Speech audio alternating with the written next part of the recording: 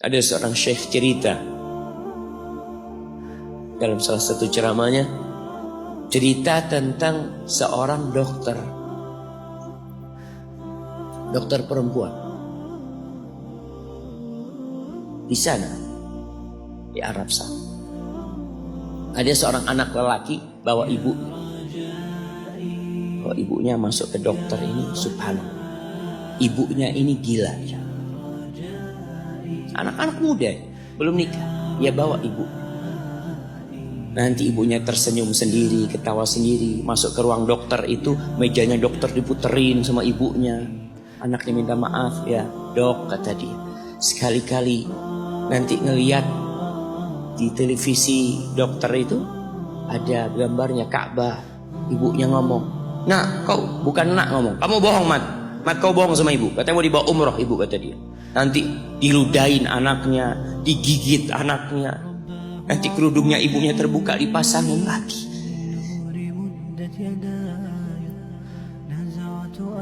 Itu dokter tanya sama anaknya, ini siapa? Ibu anak. Sejak kapan dia seperti ini? Sejak lahir. Loh, terus gimana engkau bisa lahir? Iya, sama kakek anak, ibu anak dinikahkan, tapi 10 bulan cerai. Ya karena seperti ini, anak lahir di rahim. Dan seperti ini kakak dia. Engkau berbakti sama dia, kata dia. Dia kan gak kenal sama engkau. Iya, dia gak tahu sama anak, tapi Allah tahu kalau dia ibu anak. Allah tahu kalau dia ibu anak. Anak harus berbakti. Ditanya, ibumu sakit apa? Anak ibu kena gula.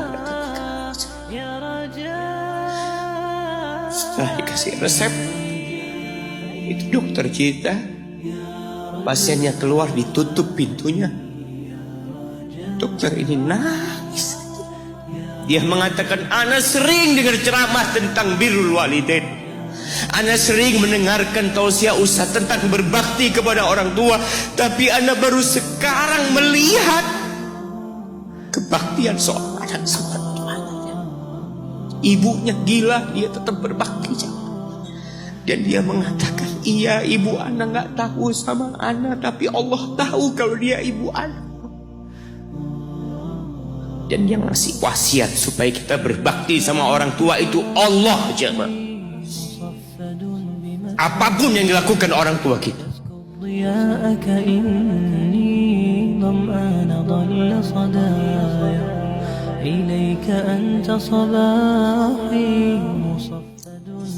Apalagi ibu. Allah katakan, hamalathu ummuhu kurha wa wada'athu kurha.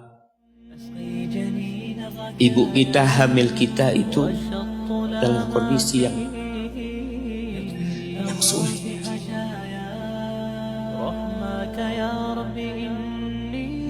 Ada ibu yang harus bed rest demi anaknya lahir.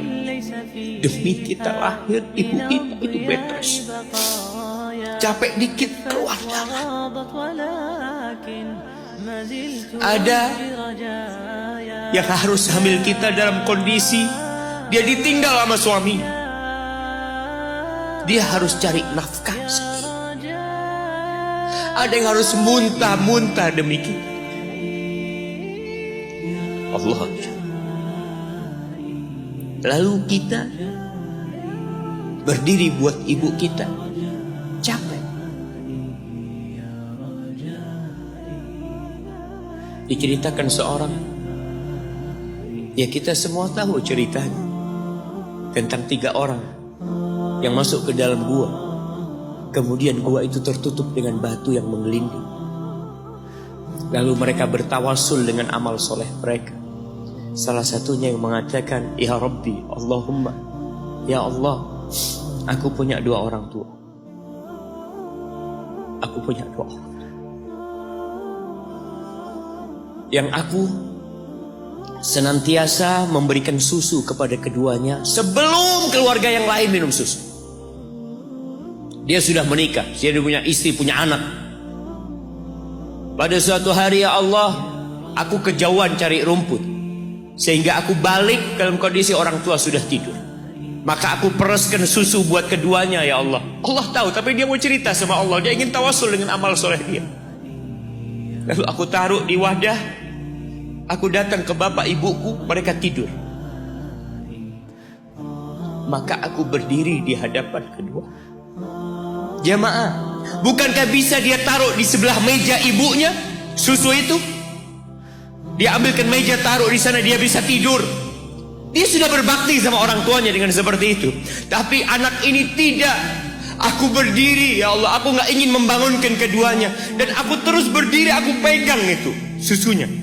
Sampai mau subuh bangun, aku serahkan kepada kedua. Anak-anaknya nangis minta susu. Kata dia, lah, sampai bapak ibu aku minum. Kalian jangan minum. Kita kadang-kala sudah menikah lebih peduli sama istri kita, lebih peduli sama anak-anak kita. Nggak ada hadis yang mengatakan anak itu pintu surga, jemaah. Yang ada itu orang tua pintu surga. Kita peduli sama anak-anak kita. Beli oleh-oleh buat istrinya.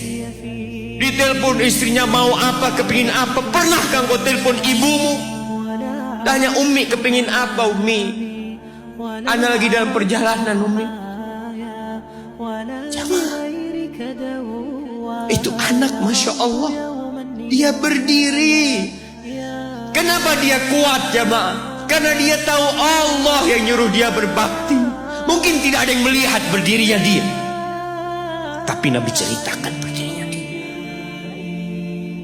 Dari malam jamaah sampai pagi, berapa jam dia ingat, ibuku hamil aku 9 bulan.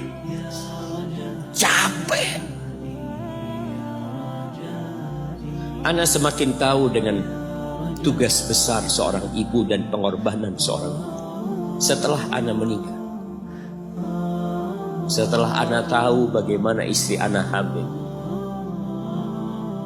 ketika dia harus tidur gak enak, makan muntah aja, Ana melihat istri Ana sampai lemas dia. Ana ingat begini ibu Ana hamil. Lalu kita lupanya, mah. Kita sok sukses, mungkin engkau lebih sukses dari orang tua. Tapi kalau nggak ada bapak ibu, engkau nggak akan pernah lahir di muka. Allah ceritakan ibunya hamil dia. Wa wada'athu kurha, dan melahirkannya dalam kondisi sulit. Kadangkala perut ibu kita itu disobek demi kita keluar dari perut ibu kita. Antum meninggalkan luka di ibu, itu dijahit. Kalau antum anak ketiga, Allahu Akbar, berapa kali dibelah perut ibu kita aja. Tubuhnya jadi jelek gara-gara kita. Tapi dia gak peduli, yang penting antum lahir dengan selamat. Kalau ibu kita dikasih pilihan,